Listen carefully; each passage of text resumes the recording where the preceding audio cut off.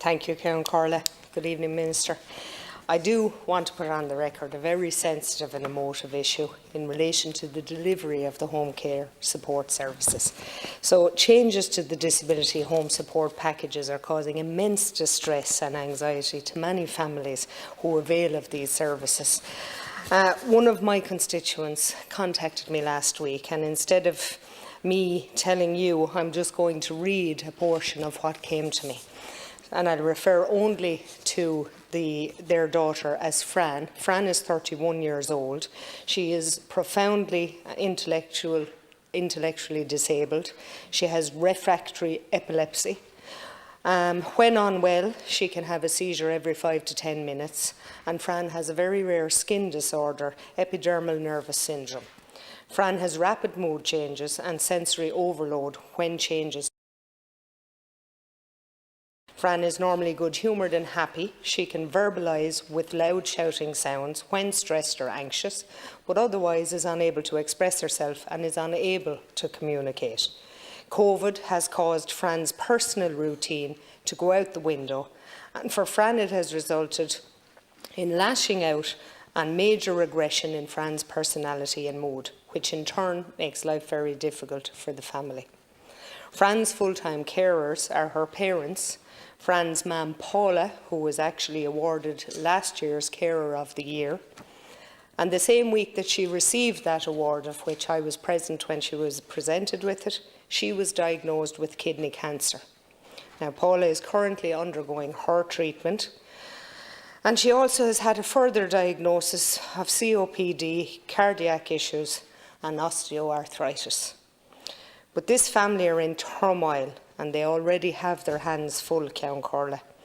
And then their cancer-suffering mother receives a phone call from the HSE to inform her that her daughter, Fran's carer of some 10 years, without any prior warning, the phone call comes that the carer of 10 years is going to be replaced within 48 hours by the HSE, and that the new carer would take over on Friday. The call came on Wednesday. Now, Count Corla, it is unbelievably upsetting, and I know the personal circumstances. I also had another call. I might as well tell you, Minister, these calls came in rapidly from my constituents as the week evolved. But I also heard from Mary's family. Mary, I'll just read it again. As you were aware, Mary is 68 years old with Parkinson's and intellectual disabilities. Mary likes and needs routine. Her whole world has been turned upside down already this year with the arrival of COVID, resulting in her not being able to attend her beloved centre every day. This has affected Mary deeply. She cannot understand this monumental change in her life. Mary lives in a predominantly male environment with her 88-year-old father. So Mary's carer has been a hugely pivotal part of Mary's life for the past 12 years. We just cannot understand how you can expect Mary and us to accept such a massive upheaval and have a complete stranger into our home and lives. It would be difficult at any time, but now in the midst of COVID. Count Corla, I'm not going to mention the others because I do believe that this is just too upsetting to bear. But the reason it's happening is it's a realigning of home care support services by the HSE to two sections, disability or older people. And I just don't believe in relation to the delivery of home support services it's as simple as that, Minister. So what I'd ask you is if you can fully explain the current changes in the South East Community Healthcare Home Support Package within the disability services, which, as I've outlined, is having a grave impact. Thank you, Deputy Minister. Thank you, Count Corla. And I want to thank Deputy Murphy for raising this issue this evening. And without you raising it, Deputy Murphy, I would not have been aware of it. So I do thank you for raising it and bringing focus on it, which has brought focus from myself and my office to this particular matter. While you talk about two families that are directly impacted, it has had a huge impact on an awful lot of other families. And for Fran, And for Mary and their families listening in here this evening, I'm taking totally on board what you said. And I have to acknowledge, to ring somebody on a Wednesday and say after 10 years we're changing you on a Friday, that's not acceptable, nor good enough, Ceann Comhairle. But I have a particular answer which I'm going to relay to you, because we had to go out and find a little bit of information so as I could answer. So I know that the Deputy, you have been very strong in advocating. It's not the first time that you've spoken to me about persons with disability. So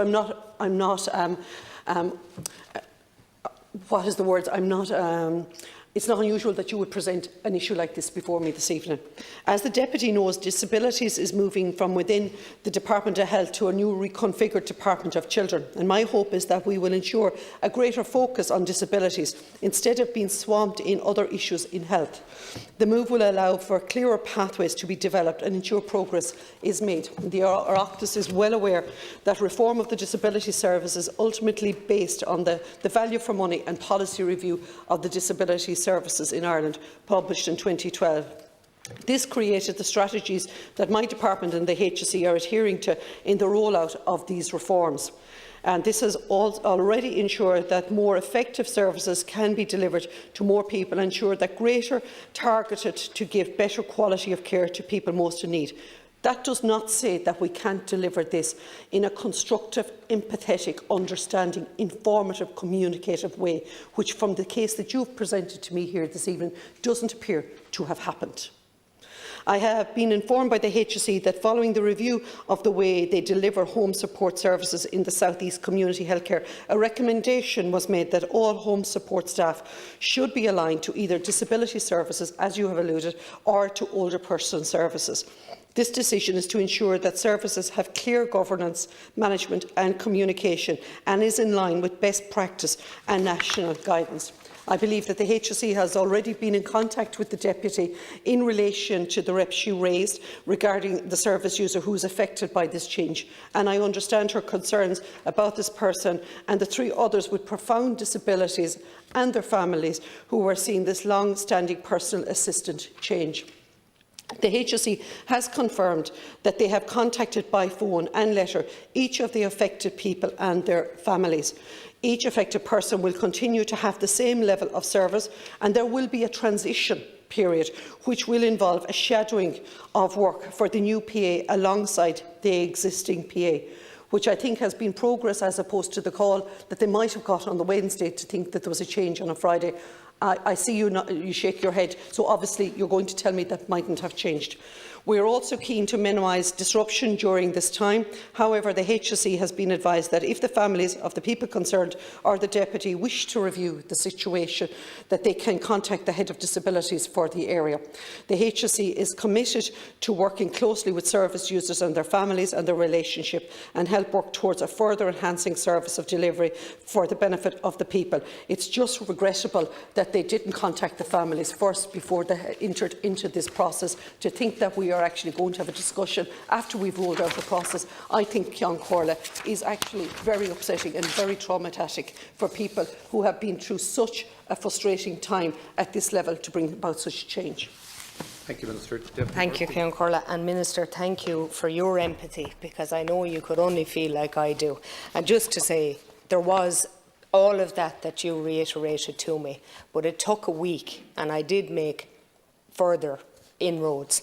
And I will, if it's all right to say the HSE's official's name, is it Ceann Comhairle? No, we won't. But I did get somebody who was empathetic, who took charge of the situation, and who said that it wouldn't happen again. But the letters that you referred to were particularly cold and callous, and I did say I wouldn't ever like to see them again.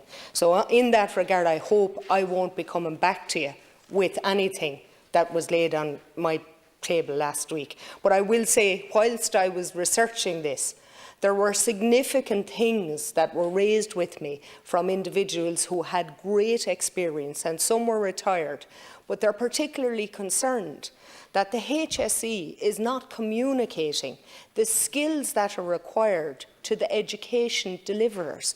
So, for instance, we have the ETBs and other organisations delivering carers courses that when a job is advertised for a carer by the HSE, there is no correlation in the qualification received from the Education and Training Board or some of the other organisations and the HSE requirements. So it's no wonder that there is a shortage of carers. I can absolutely understand it, and I think what we've got to certainly see happen, that the stakeholders sit down, the HSE make their requirements very, very clear, just like we did in the IRHA when we needed drivers and we set up a driver training programme with the ETB. It was set up by the IRHA. So I think we need to do that. The HSE needs to write its own carers course and have it qualified by QQI. But I think these are the things that are causing these problems that don't come to the fore in every day what we do. But I would just ask you to take that on board for the families so that they don't, I mean, they are our most vulnerable and they do not need. Thank you. Thank you, Councillor Corley. I fail to see in the response that the HSE has drafted. There's none of your personal empathy appearing, but more significantly, there's no explanation being given here as to why the carers who are providing satisfactory care were withdrawn. Yes. Is it possible to explain that? And I thank you, Ceann Comhairle, and thank you for your input on and your observation on that matter. And I suppose you could actually see that while I read the response, I had to bring heart and empathy to it, Deputy Murphy, for the simple reason being it's lacking. There is no explanation as to why we have changed, other than we're looking at a report and a strategy from 2012, where in actual fact we're in the middle of a pandemic, and we have a lot of these families have already had a lot of their services withdrawn during all of this. So when we talk about particularly in relation to Mary that you talk about, who would have been used to attending possibly her adult day services, perhaps Fran had the same, and that service was withdrawn, and then we decide to go and we change their carers, other than we were realigning services in the middle of a pandemic as opposed to supporting families. So, Ceann Comhairle, I will go back to the HSE and to get a clear answer, and perhaps with your permission I could come in and correct the record as to why. Thank you very much. Thank you.